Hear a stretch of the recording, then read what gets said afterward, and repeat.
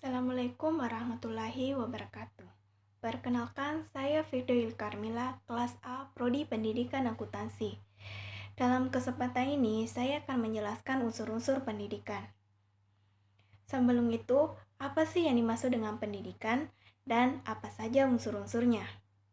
Pendidikan dapat diartikan sebagai suatu usaha sadar dan sistematis untuk mencapai taraf hidup atau kemajuan lebih baik. Secara sederhana, pengertian pendidikan adalah proses pembelajaran bagi peserta didik untuk dapat mengerti, paham, dan membuat manusia lebih kritis dalam berpikir. Adapun pengertian pendidikan menurut para ahli. Yang pertama, Plato, filosof Yunani. Plato berpendapat bahwa pendidikan itu ialah yang membantu perkembangan masing-masing dari jasmani dan akal dengan sesuatu yang memungkinkan tercapainya kesempurnaan.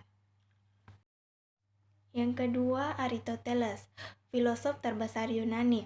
Aristoteles berpendapat bahwa pendidikan itu ialah menyiapkan akal untuk pengajaran, di mana pengajaran itu sangat dibutuhkan oleh peserta didik. Yang ketiga, Rousseau, filosof Prancis, di mana ia mengatakan bahwa pendidikan ialah pembekalan diri kita dengan sesuatu yang belum ada pada kita sewaktu masa kanak-kanak.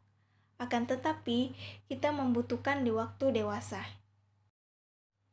Yang keempat, Ki Hajar Dewantara, Bapak Pendidikan Nasional Indonesia, di mana ia merumuskan pengertian pendidikan sebagai daya upaya untuk memajukan budi pekerti atau karakter, pikiran atau intelijen dan jasmani anak-anak selaras dengan alam dan masyarakat.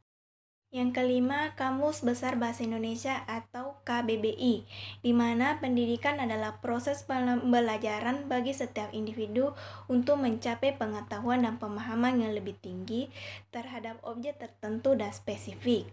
Pengetahuan yang diperoleh secara formal ini menghasilkan setiap individu memiliki pola pikir, tingkah laku, dan akhlak yang sesuai dengan pendidikan yang diterimanya selama ia menempuh pendidikan.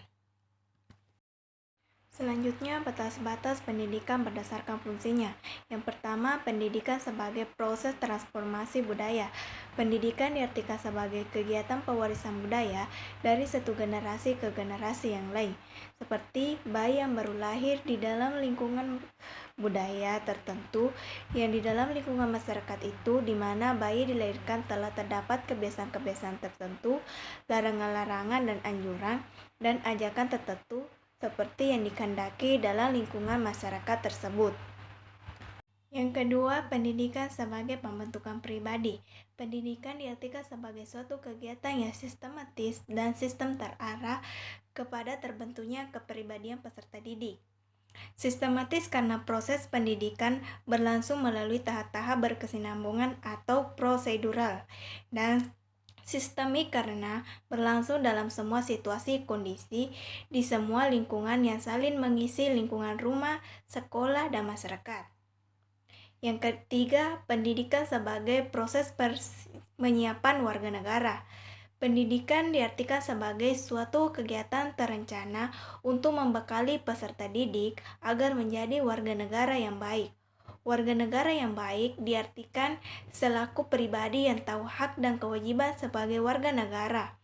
Hal ini telah ditetapkan dalam Undang-Undang 1945 Pasal 27 Ayat 2 yang mengatakan bahwa segala sesuatu warga negara bersamaan kedudukannya di dalam hukum dan pemerintahan dan wajib menjunjung hukum dan pemerintahan itu dan tak ada kecualinya. Yang keempat, sebagai penyiapan tenaga kerja.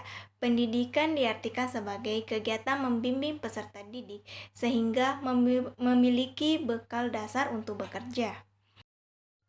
Yang kelima, definisi menurut GBHN 1988, di mana garis-garis besar haluan negara disingkat menjadi GBHN, di mana ia memberikan batasan tentang pendidikan nasional.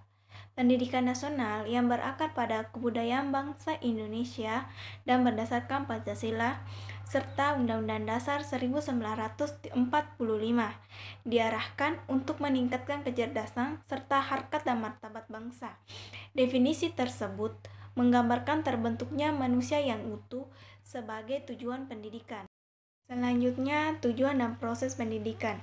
Yang pertama, tujuan pendidikan memuat gambaran tentang nilai-nilai yang baik, luhur, pantas, benar, dan indah untuk kehidupan. Karena itu, tujuan pendidikan memiliki dua fungsi, yaitu memiliki arah kepada segenap kegiatan pendidikan dan merupakan sesuatu yang ingin dicapai oleh segenap kegiatan pendidikan. Umumnya, ada 4 jenjang tujuan yang di dalamnya terdapat tujuan. Yang pertama, tujuan umum pendidikan nasional Indonesia ialah manusia Pancasila. Yang kedua, tujuan institusional, yaitu tujuan yang menjadi tugas dari lembaga pendidikan tertentu untuk mencapainya. Yang ketiga, tujuan kurikuler, yaitu tujuan bidang studi atau tujuan mata pelajaran. Yang keempat, tujuan instruksional, yaitu tujuan pokok bahasan dan subpokok bahasan. Tujuan pokok bahasan disebut tujuan instruksional umum, dan tujuan subpokok bahasan disebut tujuan instruksi hukum. Yang kedua, proses pendidikan. Proses pendidikan merupakan kegiatan memobilisasi segenap komponen pendidikan oleh pendidik terarah kepada pencapaian tujuan pendidikan. Kualitas proses pendidikan mengejala pada unsur-unsur pendidikan. Dalam unsur-unsur pendidikan terdapat 5 unsur. Yang pertama, peserta didik. Peserta didik berstatus sebagai subjek didik karena peserta didik adalah subjek atau pribadi yang otonom. Yang kedua, pendidik. Pendidik ialah orang yang bertanggung jawab terhadap pelaksanaan pendidikan dengan sasaran peserta didik. Pendidik harus memiliki kewibawaan atau kekuasaan batin mendidik dan menghindari penggunaan jabatan. Unsur yang ketiga adalah interaksi edukatif antara peserta didik dan pendidik. Interaksi edukatif pada dasarnya adalah komunikasi timbal balik antara peserta didik dengan pendidik yang terarah kepada tujuan pendidikan. Unsur yang keempat adalah materi atau isi pendidikan. Dalam sistem pendidikan persekolahan, materi telah diramu dalam kurikuler yang disajikan sebagai sarana pencapaian tujuan. Materi ini meliputi materi inti maupun muatan lokal. Materi inti bersifat nasional yang mengandung misi pengendalian dan persatuan bangsa. Muatan lokal misalnya adalah pengembangan kebinekaan kekayaan budaya sesuai dengan kondisi lingkungan. Unsur yang kelima adalah konteks yang mempengaruhi pendidikan. Ada 2 konteks yang mempengaruhinya, yaitu alat dan metode dan lingkungan pendidikan. Alat dan metode diartikan sebagai segala sesuatu yang dilakukan ataupun diadakan dengan sengaja untuk mencapai tujuan pendidikan. Alat pendidikan dibedakan menjadi 2, yaitu yang bersifat preventif, yaitu mencegah terjadinya hal-hal yang tidak dihendaki. Yang kedua yang bersifat kuratif, yaitu memperbaiki.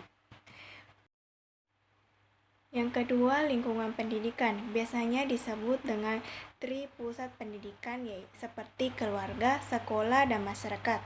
Selanjutnya, sistem-sistem pendidikan. Sistem diartikan sebagai suatu kesatuan integral dari sejumlah komponen dalam sistem pendidikan. Ada 2 sistem, yaitu proses dan tujuan sistem pendidikan dan keterkaitan antara pengajaran dan pendidikan. Yang pertama, proses dan tujuan sistem pendidikan. Sistem pendidikan memproses masukan mentah dengan menggunakan instrumental sehingga menjadi keluaran. Wujud keluaran inilah yang akan menjadi tujuan dari sistem pendidikan. Tujuan ini memberikan arahan pada kegiatan sistem kerja. Yang kedua, keterkaitan antara pengajaran dan pendidikan. Istilah pengajaran dan pendidikan itu berbeda, tetapi sulit untuk dipisahkan. Adapun perbedaan antara pengajaran dan pendidikan. Yang pertama, pengajaran atau instruction lebih menekankan pada penugasan, wawasan, dan pengetahuan tentang bidang-bidang. Yang kedua, memakan waktu relatif pendek. Yang ketiga, metode lebih bersifat rasional, teknis, praktis, dan pendidikan. Lebih menekankan pada pembentukan manusianya, penanaman sikap dan nilai-nilai. Yang terakhir, metode lebih bersifat psikologis dan pendekatan manusiawi. Mungkin itulah yang sempat saya sampaikan dalam pembahasan materi unsur-unsur pendidikan. Lebih kurangnya mohon dimaafkan. Wassalamualaikum warahmatullahi wabarakatuh.